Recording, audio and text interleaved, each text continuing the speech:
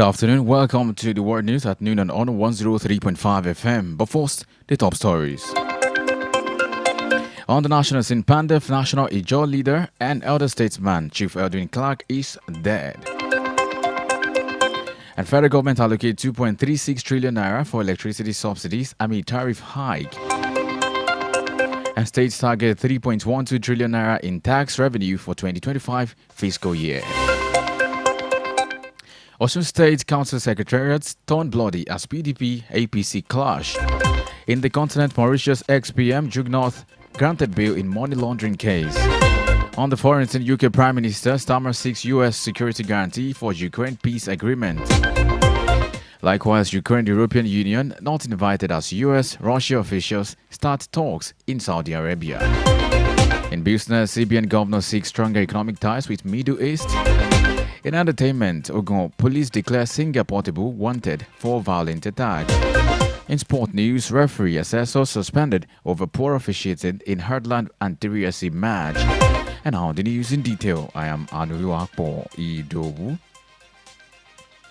Chief Edwin Clark, Kiagbodo Clark, the former Commissioner for Information and prominent South leader, Ijaw and Pandef leader, has died at the age of 97. The elder statesman passed away yesterday night, according to a statement signed by Professor C.C. Clark on behalf of the Clark Fuludu Bekederemo family of Kiagodo Town, Delta State. The Clark Fuludu Bekederemo family declared and wishes to announce the passing of Chief Dr. Senator Edwin Kiagodo Clark OFR CON on Monday, 17th February 2025. The family therefore appreciated the prayers of every other person at the time. Clark's death comes just days after passing of Afenifere leader Pa Ayo Adebanjo, who died also at the age of 96. A towering figure in Nigerian politics and a relentless advocate for the right and rights of the Niger Delta. Clark was a lawyer, administrator, nationalist, and freedom fighter. He served as Commissioner for Education in the Midwestern region from 1968 to 1971 and later as Commissioner for Finance and Establishment in the defunct Bendo State between 1972 and 1975. At the federal level, he was appointed Commissioner for Information in 1975 and subsequently an elder statesman.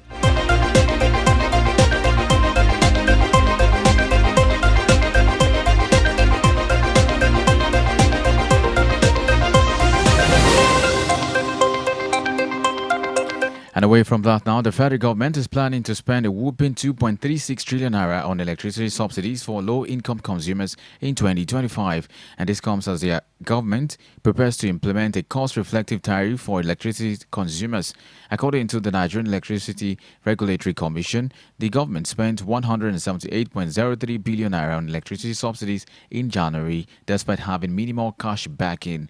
The government's plan to implement a cost-reflective tariff is aimed at reducing the financial burden of electricity subsidies.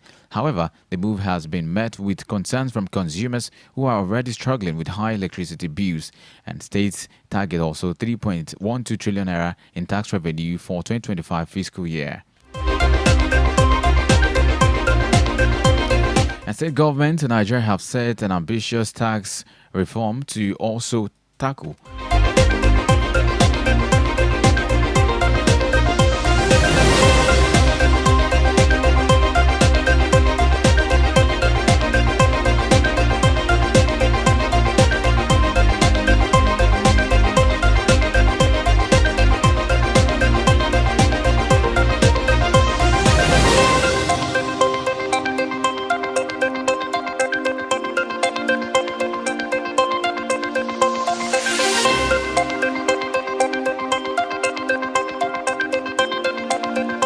state government in Nigeria have set an ambitious tax revenue target of approximately 3.12 trillion naira for the 2025 fiscal year, and this represents a 55.4% increase from the 2.01 trillion naira targeted in 2024 and 1.95 trillion naira actually collected. The push for increased internally generated revenue comes as the federal government advances comprehensive tax reforms aimed at simplifying compliance and enhancing revenue collection. The reforms, which aim to reduce the number of taxes from over 60 to fewer than 10, may affect state government tax earnings. However, some states such as Lagos have shown impressive performance in tax revenue collection. Meanwhile, violence erupted in Osun State yesterday as the battle for control of local government secretariats between the People's Democratic Party and the All Progressives Congress turned bloody. The clashes were reported in 15 out of 30 council secretariats, leaving several people injured and at least one person dead. The violence stems from a court of appeal judgment that was interpreted differently by the two parties. The APC claims the judgment reinstated the council chairman sacked by the PDP government, while the government insists the judgment is not declarative and does not reinstate the sacked chairman. And now in the continent, Mauritius ex-PM Jugnauth granted bail in money laundering case. Mauritius former Prime Minister Pravin Jugnauth has been released on bail after being arrested on Saturday on money laundering charges.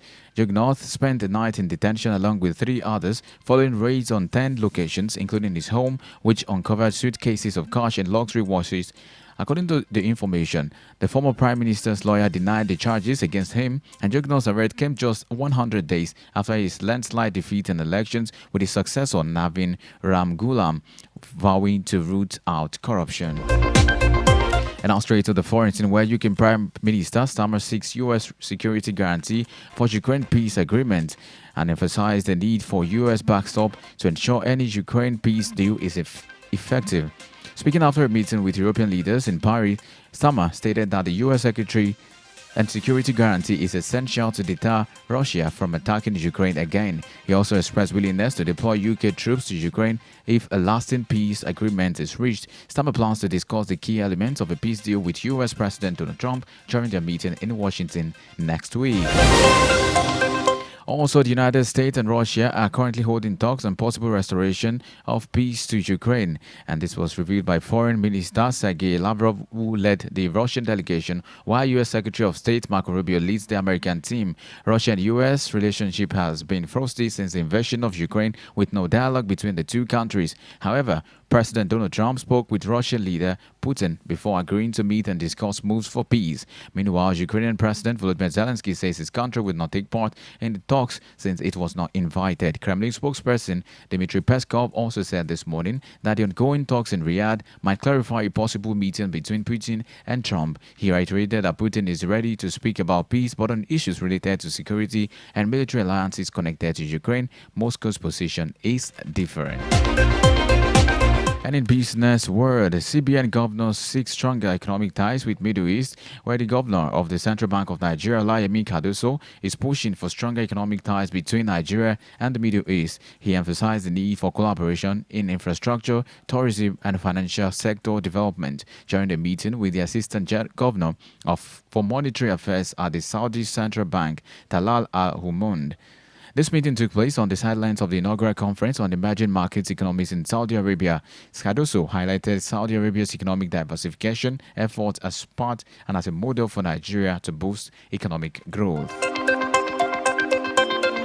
It's the World News on Honor 103.5 FM, and now to entertainment news. Ogun Police declare singer Portable wanted. The Ogun State Police Command has declared controversial singer Habib Olalomi, popularly known as Portable, wanted for allegedly leading a violent attack on government officials. According to the command spokesperson Omolola Odutola, the incident occurred on February 5, 2025, when 3 officials of the Ogun State Ministry of Fiscal Planning and Urban Development were conducting an enforcement exercise at Okiosa, Tigbo, Iluota.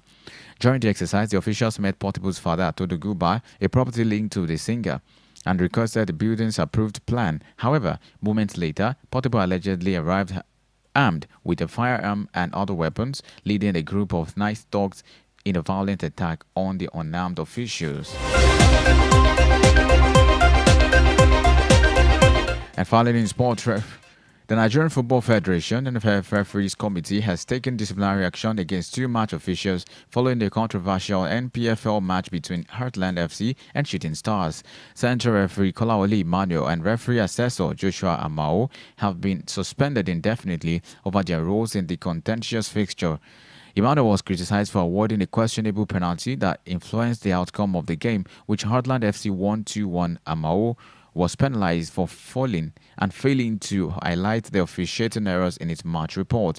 The committee deemed their actions inconsistent with the rules of the game and damaging to the sport integrity.